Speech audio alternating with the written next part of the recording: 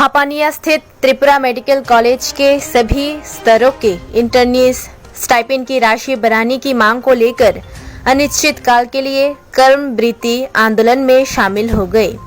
अगर तत्काल उनकी मांग पूरी नहीं की गई तो आने वाले दिनों में वे और बड़ा आंदोलन करेंगे। इस हड़ताल के कारण दूसरे दिन त्रिपुरा मेडिकल कॉलेज अस्पताल में सेवा ठप रही। आरोप है कि अस्पताल में इलाज करा रहे मरीजों को इसका खामियाजा भुगतना पड़ रहा है।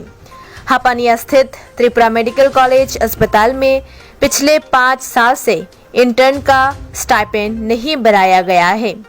पिछले वित्त वर्ष 2017-18 में आखिरी बार उनका स्टाइपेंड बढ़ाकर 14,500 रुपये प्रति महीने किया गया था। इस बीच आरोप है कि कॉलेज प्रशासन 2,000 रुपये काट रहा है।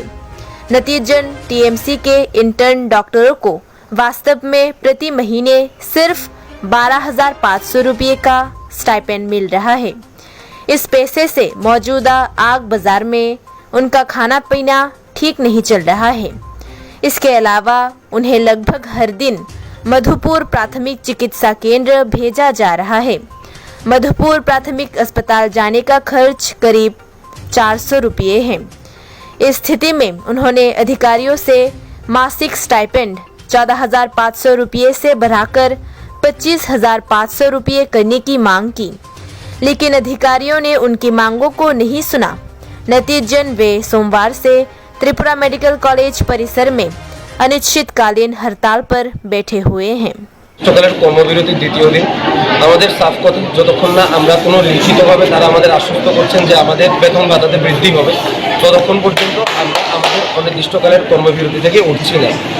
দ্বিতীয় কথা হচ্ছে, আমরা কলেজ অথরিটি আমাদের সঙ্গে কথা বলার চেষ্টা ঠিকই করেছিল, কিন্তু তারা কোনো রকম আশ্বাস লিখিতভাবে দিতে পারেনি। উপরন্তু তারা বারবার বলছেন যে তাদের বিভিন্নভাবে উপর মহল থেকে ফোন আসছে ইত্যাদি, এই আন্দোলন নিয়ে আন্দোলন তুলে নেওয়ার জন্য তাদেরকে বলা হচ্ছে। কিন্তু আমরা তো সোজা কথা আমরা জানিয়ে দিয়েছি যে এই কর্মবিরতি অনির্দিষ্টকালের কর্মবিরতি থেকে ততক্ষণ আমরা উঠবো না, যতক্ষণ না আমাদের লিখিতভাবে তারা আমরা যে বেতন ভাতা বৃদ্ধি চাই সেই আশ্বাসটা তারা দিতে পারে। কতজন আছেন আপনি? হ্যাঁ, কতজন আসছেন আপনি? দেখুন, আমাদের 87 জন ইন্টার্ন আমরা এই ব্যাচের আমরা হাসপাতালে ঢুকেছিলাম, এখন 87 জন ইন্টার্নই আছে। আরও বিভিন্নভাবে কলেজ অথরিটির থেকে আমাদের প্রশ্ন করা হচ্ছে যে আমরা কি কোনোভাবে পলিটিক্যালি ইনফ্লুয়েন্সড, আমরা কি রাজনৈতিকভাবে। দেখুন, সোজা কথা আমি আপনাদের মাধ্যমে সবাইকে এই কথাটা জানিয়ে দিতে চাই যে এটা সম্পূর্ণভাবে এটাও রাজনৈতিক আন্দোলন। আমরা কোনো ধরনের রাজনৈতিক দল বা কোনো রাজনৈতিক সংগঠনের সঙ্গে আমরা যুক্ত নই। আমরা আমাদের ন্যায্য বেতন ভাতা বৃদ্ধির দাবিতে আমরা আন্দোলন করছি। আমাদের কথা আমাদের কলেজ অথরিটির সঙ্গে এটা totally non political, totally apolitical, এর সঙ্গে কোনো রাজনৈতিক ইনফ্লুয়েন্সের কোনো যোগাযোগ নেই। গতকালকে কথা হয়েছে, কিন্তু ওরা আমাদের কথায় রাখতে পারেনি এবং বিভিন্নভাবে আমাদেরকে অনেক চেষ্টা করা হয়েছে। এখনো আমরা রাজনীতিতে রাজি, খালি আমাদের যে দাবি একটাই যে আমাদের বেতন বাড়ানো হোক, কারণ কি এত কম বেতনে এতক্ষণ কাজ করা সম্ভব হয় না। এবং আমাদের এটার সঙ্গে কোনো পলিটিক্যাল পার্টির কোনো সংযুক্ত কিছু নেই। একদম পুরোপুরিভাবে আমাদের ইন্টার্নদের দাবি একটাই যে আমাদের বেতন বাড়ানো হোক, এতটুকু দাবি। তারপর থেকে আমরা কাজ করতে পুরোপুরি রকমভাবে রাখি।